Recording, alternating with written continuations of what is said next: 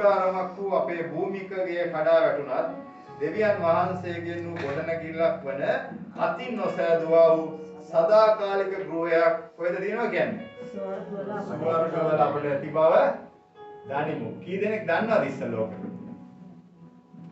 අපිට එහෙම ස්ථානයක් තියෙනවා කියලා.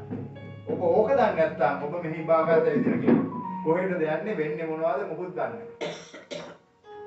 අර සින්දුවක් කියන්නේ ඇයත් නොදන්නිය ඇය යන මාව. උන් හිටිතන් මතකේ මොකද්ද කවුද දන්නේ සින්දුව? මං මුලාවි පාර සොයාගෙන සසරක් මොකද කියන්නේ? සසරක් නැති ගමනේ මං මුලා වූ කෙනෙක්ගේ පාර හරියි. එන මොකද්ද මෙතන කියන්නේ? ඔබ දැනන් ඉන්නවනම් ඔබට ස්වර්ගයේ අතින් නොසෑදුවා. ඔබ කියනවා. මොකද අතින් නොසෑදුවා කියලා කියන්නේ? ඔබව දෙවියන් වහන්සේ අතින් හැදුවේ. අනිත් හැමදේම උන්වහන්සේ වචනේ මැව්වේ. ඔබ විතරක් උන්වහන්සේ සෑදුවා. ඔව්. උන්වහන්සේ සෑදුවා. දැන් අපි යන්න හදන ස්වර්ගීය ස්ථානයේ අපිට තියෙන අපිට යන්නේ දිව්‍යමය ස්වභාවය.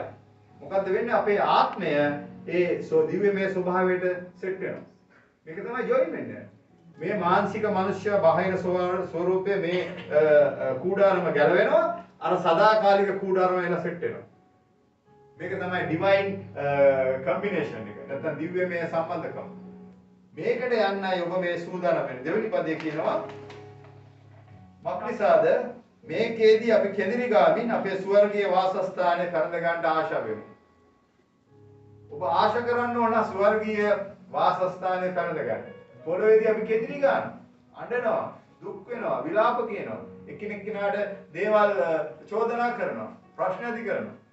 නමුත් මෙතනදී කියනවා අර ස්වර්ගීය ආශිර්වාදය ලබන්න අපි ආශා කරන්න ඕන. ඊළඟට තුන්වෙනි පදේ.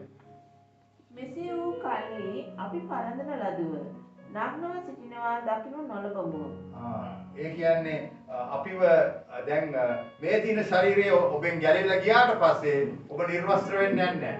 ඒ කියන්නේ ඔබගේ ආත්මය විතරක් මේ පොළොව ඉතුරු වෙන්නේ නැහැ. ඔබව අර ස්වර්ගීය මිනිස්යාගෙන් වහගන්නවා. ඒකයි මේ කියන්නේ. ගොඩක් අය දෙවියන් වහන්සේව තමන්ගේ ජීවිතේට පිළිනොගත් අය පිය ඇදුනා මෙතනින් ඉවරයි. ඒගොල්ලෝ පොළොවට පස් වෙනවා. ඒගොල්ලන්ගේ ආත්මය නිර්වස්ත්‍රයි. ආත්මෙට ඉන්න තැනක් නැහැ.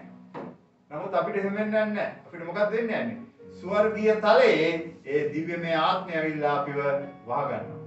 ඊට පස්සේ තමයි අපි දිව්‍යමය සම්බන්ධකමකට, දිව්‍යමය සහයෝගීකමකට, දිව්‍යමය සදාකාල ජීවිතයට ඇතුල් වෙන්නේ. ඒකයි මේ තුන්වෙනි පදේ කියන්නේ.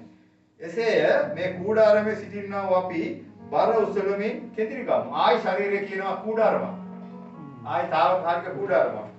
මක්නිසාද පැලඳීම අහක දමට නොව මරණීය වූ එක ජීවණයෙන් ගිනු ලබන පිණිස අපි පරදින ලබන්න කැමැත්තෙමු. මොකද මේ කියන්නේ? මේ මරණීය වූ ශරීරය අර ජීවණය සදාකාල පවතින ඒ ස්වර්ගීය ශරීරයෙන් වහගන්න ඕනේ. ගිනු ලබනවා කියන්නේ ඒකයි. ඔබ යම් කිසි දෙයක් ගිල්ලම ඇතුළට යනවා. ඒ වගේ මේ ඔබගේ ආත්මය ඒ ස්වර්ගීය මිනිස්යාගේ වහගන්න ඕන ඇවිල්ලා. ඒක වහගන්න නම් ඔබ තුල අත්තිකාරම තියෙන්න ඕන. සුද්ධාත්මය. සුද්ධාත්මයේ තියෙන මිනිස්යන්ව තමයි දෙවියන් වහන්සේගේ ස්වර්ගීය ආත්මය හොයාගෙන ඇවිල්ලා වහන්නේ. Holy Spirit, Holy Spirit, Holy Spirit, Holy Spirit, Holy Spirit කියලා ටක් ගාලා වහගන්නවා. Holy Spirit නැති හැංග වහගන්න බෑ. එතකොට ඒකයි පස්වෙනි පදේ ඉදින් මේ පිණිසම අප පිළියෙල කළේ දෙවියන් වහන්සේය. උන්වහන්සේ ආත්මය නැවති අත්තිකාරම අපට දුන්සේක. ආයෙත් කන්ෆර්ම් කරනවා. ආමේන්. ඉතින් මේ හැම වැඩසටහනක්ම වෙන්න අපි හැමෝගෙම තුල සුද්ධාත්මයන් වහන්සේ නැමැති ඩිපොසිට් එක තියෙන්න ඕන. සුද්ධාත්මයන් වහන්සේ නැමැති ආලේපය තියෙන්න ඕන. සුද්ධාත්මයන් වහන්සේ නැමැති අත්තිකාරම තියෙන්න ඕන. ඒතර සුද්ධාත්මයන් වහන්සේ නැති කිසි කෙනෙකුට මේ දෙවියන් වහන්සේගේ මේ සම්බන්ධ වීම සම්මුඛ වීම දකින්න ලැබෙන්නේ නැහැ. ඔබට තේරෙනවද බරපතලකම? ඔබ මොනවා පස්සේද මේ පොළවේ දුවන්නේ? මොනවා හොය හොයද ඔබ යන්නේ? අවසානයේ ඔබ මොකද්ද ලබා ගන්නේ? ආස කරන්න සුද්ධාත්මයන් වහන්සේ දේව රාජ්‍යයේ වැඩත් එක්ක එකතු වෙන්න. දෙවියන් වහන්සේගේ මිනිස්යා කියන දේ කරන්න ස්ථිර වෙන්න. ඔබ හරි දේ හරි වෙලාවට ලබා ගන්න. ආමෙන් කියන්නේ ආමෙන්. Welcome to the path of victory.